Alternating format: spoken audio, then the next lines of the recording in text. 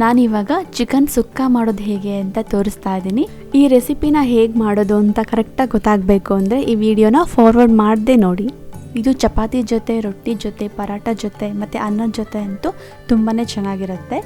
Chicken ಸುಕ್ಕ ಮಾಡಲು ಬೇಕಾಗಿರುವಂಥ ಪದಾರ್ಥಗಳು: ಅರ್ಧ kg ಚಿಕನ್, ಒಂದು ದೊಡ್ಡ ಈರುಳ್ಳಿ, 1 ಸ್ಪೂನಷ್ಟು ಖಾರದ ಪುಡಿ, 1.5 ಸ್ಪೂನಷ್ಟು ಶುಂಠಿ ಬೆಳ್ಳುಳ್ಳಿ ಪೇಸ್ಟ್, 2ರಿಂದ 3 ಸ್ಪೂನ್ ಅಡುಗೆ ಎಣ್ಣೆ, ಕೊತ್ತಂಬರಿ ಸೊಪ್ಪು ಸ್ವಲ್ಪ, 1/4 ಸ್ಪೂನಷ್ಟು ಚಕ್ಕೆ ಲವಂಗದ ಪುಡಿ, 1 ಸ್ಪೂನಷ್ಟು ಧನಿಯಾ ಪುಡಿ, ಅರ್ಧ ಸ್ಪೂನಷ್ಟು ಅರಿಶಿನ ಪುಡಿ, 2ರಿಂದ 3 ಹಸಿಮೆಣಸಿನಕಾಯಿ, ರುಚಿಗೆ ತಕ್ಕಷ್ಟು ಉಪ್ಪು.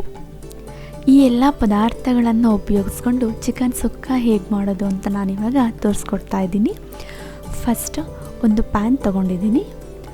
ಈ ಪ್ಯಾನ್ಗೆ ಅಡುಗೆ ಎಣ್ಣೆನ ನಾನು ಹಾಕ್ಕೊಳ್ತಾ ಇದ್ದೀನಿ. ಎಣ್ಣೆ ಚೆನ್ನಾಗಿ ಕಾಯಬೇಕು. ಕಾದ ನಂತರ ಕಟ್ ಮಾಡಿ ಇಟ್ಕೊಂಡಿರೋ ಅಂಥ ಈರುಳ್ಳಿನ ಹಾಕ್ಕೊಳ್ತಾ ಇದ್ದೀನಿ. ಈರುಳ್ಳಿ ಚೆನ್ನಾಗಿ ಫ್ರೈ ಆಗಬೇಕು. ಫ್ರೈ ಆದಮೇಲೆ ಕಟ್ ಮಾಡಿ ಇಟ್ಕೊಂಡಿರೋ ಅಂಥ ಹಸಿಮೆಣಸಿನ್ಕಾಯಿನ ಆ್ಯಡ್ ಮಾಡ್ಕೊಳ್ತಾ ಇದ್ದೀನಿ. ಈರುಳ್ಳಿ ಮತ್ತು ಹಸಿಮೆಣಸಿನ್ಕಾಯಿ ಎಣ್ಣೆಯಲ್ಲಿ ಚೆನ್ನಾಗಿ ಫ್ರೈ ಆಗಬೇಕು. ಹಸಿಮೆಣಸಿನ್ಕಾಯಿನ ನಾನು 2 ತೊಗೊಂಡಿದ್ದೀನಿ. ಯಾಕೆ ಅಂತ ಹೇಳಿದ್ರೆ ಇದನ್ನು ನಾನು ಟೇಸ್ಟ್ಗೋಸ್ಕರ ಮಾತ್ರ ಹಾಕ್ತಾ ಇರೋದು. ಈರುಳ್ಳಿ ಮತ್ತು ಹಸಿಮೆಣಸಿನ್ಕಾಯಿ ಫ್ರೈ ಆದಮೇಲೆ ಚಿಕನ್ನ ನಾನು ಹಾಕ್ಕೊಳ್ತಾ ಇದ್ದೀನಿ. ಇಲ್ಲಿ ನಾನು ಚಿಕನ್ನ ಚಿಕ್ಕದಾಗಿ ಕಟ್ ಮಾಡ್ಕೊಂಡಿದ್ದೀನಿ. ನೀವು ಕೂಡ ಎಷ್ಟು ಚಿಕ್ಕದಾಗಿ ಸಾಧ್ಯ ಆಗುತ್ತೋ ಅಷ್ಟು ಚಿಕ್ಕದಾಗಿ ಕಟ್ ಮಾಡಿ ಹಾಕ್ಕೊಳ್ಳಿ. ಚಿಕನ್ ಸುಕ್ಕ ಅಂದ್ರೇ ಅದೇ ಸ್ಪೆಷಲ್. ನಾವು ಎಷ್ಟು ಚಿಕ್ಕದಾಗಿ ಕಟ್ ಮಾಡ್ಕೊಳ್ತೀವೋ ಅಷ್ಟು ಟೇಸ್ಟ್ ಕೊಡುತ್ತೆ ನಮಗೆ. ಈಗ ನಾನು ಈ ಚಿಕನ್ಗೆ ಖಾರದ ಪುಡಿ, ಅರಿಶಿನ ಪುಡಿ, ರುಚಿಗೆ ತಕ್ಕಷ್ಟು ಉಪ್ಪನ್ನು ಹಾಕ್ಕೊಳ್ತಾ ಇದ್ದೀನಿ. ಉಪ್ಪು ಯಾವಾಗಲೂ ಸ್ವಲ್ಪನೇ ಹಾಕ್ಕೊಳ್ಳಿ, ಮತ್ತು ನಮಗೆ ಬೇಕು ಅನಿಸಿದ್ರೆ ನಾವು ಕೊನೆಯಲ್ಲಿ ಹಾಕ್ಕೊಳ್ಬೋದು. ಈ ಮೂರನ್ನು ಚೆನ್ನಾಗಿ ಕಲಿಸ್ಕೊಳ್ಬೇಕು. ಚಿಕನ್ನಿನ ಹಸಿ ವಾಸನೆ ಹೋಗಬೇಕು, ಅಲ್ಲಿವರೆಗೆ ನಾವು ಇದನ್ನು ಚೆನ್ನಾಗಿ ಫ್ರೈ ಮಾಡ್ಕೊಳ್ಬೇಕು. ಅರ್ಧದಷ್ಟು ಚಿಕನನ್ನು ನಾವು ಈ ರೀತಿಯಾಗಿಯೇ ಬೇಯಿಸ್ಕೊಳ್ಬೇಕು.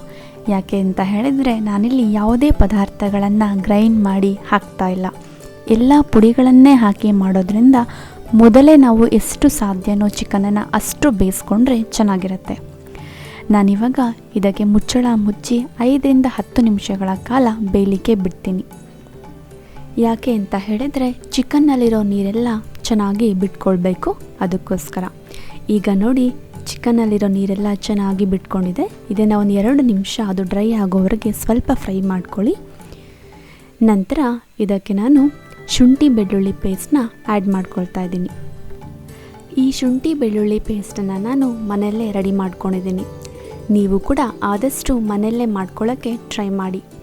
ರೆಡಿಮೇಡ್ನ ಅವಾಯ್ಡ್ ಮಾಡಿ. ಯಾಕೆ ಅಂತ ಹೇಳಿದ್ರೆ ಅವರು ಪ್ರಿಸರ್ವೇಟಿವ್ನ ಹಾಕಿ ಸ್ಟೋರ್ ಮಾಡೋದ್ರಿಂದ ಅದು ಆರೋಗ್ಯಕ್ಕೆ ಅಷ್ಟು ಒಳ್ಳೆಯದಲ್ಲ. ನಾನಿವಾಗ ಇದಕ್ಕೆ ಧನಿಯಾ ಪುಡಿನ ಆ್ಯಡ್ ಮಾಡ್ಕೊಳ್ತಾ ಇದ್ದೀನಿ. 1 ಸ್ಪೂನಷ್ಟು ಧನಿಯಾ ಪುಡಿನ ತೊಗೊಂಡಿದ್ದೀನಿ. ನಂತರ ಇದಕ್ಕೆ ನಾನು 1/4 ಸ್ಪೂನಷ್ಟು ಚಕ್ಕೆ ಲವಂಗದ ಪುಡಿನ ಹಾಕ್ಕೊಳ್ತಾ ಇದ್ದೀನಿ. ಇದನ್ನು ಕೂಡ ನಾನು ಚಕ್ಕೆ ಲವಂಗನ ಮನೆಯಲ್ಲೇ ಪೌಡರ್ ಮಾಡಿ ಹಾಕ್ಕೊಂಡಿರೋದು. ಈ ಮೂರನ್ನು ನಾವೀಗ ಚೆನ್ನಾಗಿ ಮಿಕ್ಸ್ ಮಾಡ್ಕೊಳ್ಬೇಕು. ಮಿಕ್ಸ್ ಮಾಡಿಕೊಂಡ ನಂತರ ನೀವು ಚೆಕ್ ಮಾಡ್ಕೊಳ್ಳಿ ಚಿಕನ್ ಚೆನ್ನಾಗಿ ಬೆಂದಿದೆಯೋ ಇಲ್ವೋ ಅಂತ. ಇನ್ನೂ ನಿಮಗೆ ಸಾಫ್ಟಾಗಿ ಬೇಯಬೇಕು ಅಂತ ಅನಿಸಿದರೆ ಸ್ವಲ್ಪ ಒಂದು 1/4 ಬೌಲಷ್ಟು ನೀರನ್ನು ಹಾಕ್ಕೊಂಡು ಚೆನ್ನಾಗಿ ಮಿಕ್ಸ್ ಮಾಡ್ಕೊಳ್ಳಿ. ಮಿಕ್ಸ್ ಮಾಡಿ ಅದನ್ನು ಒಂದು 2ರಿಂದ 3 ನಿಮಿಷಗಳ ಕಾಲ ಮುಚ್ಚಳ ಮುಚ್ಚಿ ಬೇಯಿಸ್ಕೊಳ್ಳಿ. ಆದಷ್ಟು ಇದನ್ನು ಮೀಡಿಯಮ್ ಫ್ಲೇಮಲ್ಲಿನೇ ಬೇಯಿಸ್ಕೊಳ್ಳಿ, ಇಲ್ಲಾಂದರೆ ತಳ ಹಿಡಿಯೋ ಚಾನ್ಸಸ್ ತುಂಬಾ ಇರುತ್ತೆ. ಈಗ ನೋಡಿ, ಚಿಕನ್ ಫುಲ್ ಸಾಫ್ಟಾಗಿ ಚೆನ್ನಾಗಿ ಬೆಂದಿದೆ. ಆಯಿಲ್ ಕೂಡ ಚೆನ್ನಾಗಿ ಬಿಟ್ಕೊಂಡಿದೆ. ಇವಾಗ ಇದಕ್ಕೆ ನಾನು ಚಿಕ್ಕದಾಗಿ ಕಟ್ ಮಾಡಿ ಇಟ್ಕೊಂಡಿರೋಂಥ ಕೊತ್ತಂಬರಿ ಸೊಪ್ಪನ್ನು ಹಾಕ್ಕೊಳ್ತಾ ಇದ್ದೀನಿ. ಈಗ ಚಿಕನ್ ಸುಕ್ಕ ರೆಡಿಯಾಗಿದೆ. ಇದನ್ನು ನಾನು ಸರ್ವಿಂಗ್ ಬೌಲ್ಗೆ ಹಾಕ್ಕೊಳ್ತಾ ಇದ್ದೀನಿ. ನಾನು ಮೊದಲೇ ಹೇಳಿದಾಗೆ ಇದು ರೊಟ್ಟಿ ಜೊತೆ, ಚಪಾತಿ ಜೊತೆ, ಪರಾಟ ಜೊತೆ ಮತ್ತು ಅನ್ನದ ಜೊತೆ ಅಂತೂ ತುಂಬಾ ಚೆನ್ನಾಗಿರುತ್ತೆ. ನೀವು ಕೂಡ ಒಂದ್ಸಲ ಟ್ರೈ ಮಾಡಿ, ಹೇಗಿದೆ ಅಂತ ಕಮೆಂಟಲ್ಲಿ ನನಗೆ ತಿಳಿಸಿ. ಈ ವಿಡಿಯೋ ನಿಮಗೆ ಇಷ್ಟ ಆಗಿದ್ದರೆ ಪ್ಲೀಸ್ ಲೈಕ್ ಮಾಡಿ, ಕಾಮೆಂಟ್ ಮಾಡಿ, ಶೇರ್ ಮಾಡಿ.